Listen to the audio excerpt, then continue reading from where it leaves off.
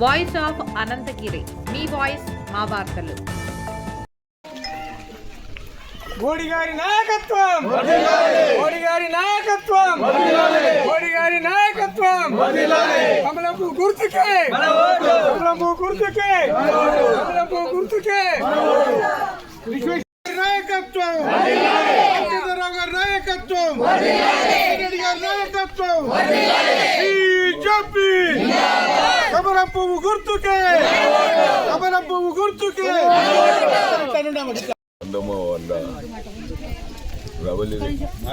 ప్రవీణ్ రెడ్డి గారి క్యాండిడేట్ మా అభ్యర్థి ఇక్కడ వారి ప్రచారం కొరకు వచ్చిన వాతావరణం చాలా ఉన్నది.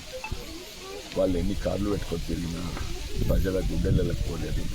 మోడీ గారు బీజేపీ ప్రజల గుండెలకు పోయింది. అండ్ రావలి రెడ్డి గారు గెలుస్తారని నాకు చాలా నమ్మకం ఉంది ఇక్కడ. ఎందుకంటే నాకు ప్రజల మీద నమ్మకం ఉంది, మోడీ గారికి కూడా ప్రజల మీద నమ్మకం ఉంది. ఇక్కడ పరిస్థితి చూస్తే ఇక్కడ మున్సిపాలిటీని నేను ఎన్నోసార్లు వివరంగా లోతుగా పోయినాను, ఎన్నో మీటింగ్లలో చూస్తే మీ వికారాబాద్ ఎట్లుందంటే అప్పుడు కాంగ్రెస్ ప్రభుత్వం ఉన్నప్పుడు ఇది శాటిలైట్ సిటీ చేస్తాము, ఇదా శాటిలైట్ సిటీ, సరే కాలేదు. ఇప్పుడు పరిస్థితి ఏంటి? పాత ఏమో ఒక్క పైస పెట్టలేదు, అంత కాళేశ్వరం గురించి కొత్త వాళ్ళు ఏం చేసి నిన్న మొన్న ఏం చేస్తున్నారు.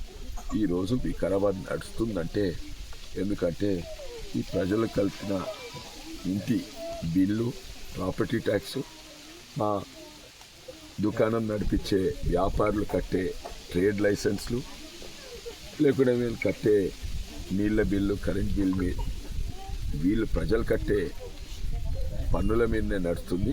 మరి మోడీ గారు అక్కడి నుంచి దాదాపు 13 కోట్లు పంపించిండు. దానివల్లే రాష్ట్ర ప్రభుత్వం ఒక్క పైస ఇస్తలేదు వికారాబాద్కి. ఒక్క పైస ఇచ్చుడే కాక ఇవ్వకపోవడే కాక ఇక్కడి నుంచి తీసుకుపోతున్నాం. మేము సబ్బుకొన్న అటు వికారాబాద్ యొక్క మైనింగ్ రెవెన్యూ అయినా అంటే రాష్ట్ర ప్రభుత్వం వికారాబాద్ చెమట మీద, వికారాబాద్ రక్తం మీద గుంజి రాష్ట్ర ప్రభుత్వానికి వికారాబాద్ రాష్ట్ర ప్రభుత్వానికి ఇస్తున్నాయి, కానీ రాష్ట్ర ప్రభుత్వం వికారాబాద్కి ఇస్తలేవు. వాస్తవం మీరు చూడండి, మీరు లెక్కలు పెట్టి చూడండి. మళ్ళీ వాళ్ళు ఓట్లు అడుగుతుంది ఎందుకు వస్తుంది వికారాబాద్ మున్సిపాలిటీ. అదే కాక ఇంకా అందరికి తెలుసు వాళ్ళు 6 మోసాలు చేసిండ్రు, బంగారం ఇస్తామన్నారు, నీరు దగ్గర గుర్తిస్తామంటారు. ఇవన్నీ కూడా ప్రజల నుండి. ఇంకా గ్రామీణ ప్రాంతం పోతే అడిగనే అడగద్దు, రైతాంగం ఎట్లున్నారు, వాళ్ళ బాధలేంది. వాళ్ళు కూడా ఇంతో అంతో రైతాంగం ఆదుకుందంటే మోడీ ఇచ్చే ప్రతి ఏడాది ప్రతి రైతు కుటుంబానికి 1,20,000 రూపాయలు ఇస్తుంది. అది ఉత్తమ్ కుమార్ రెడ్డి చెప్పిన లెక్కలే.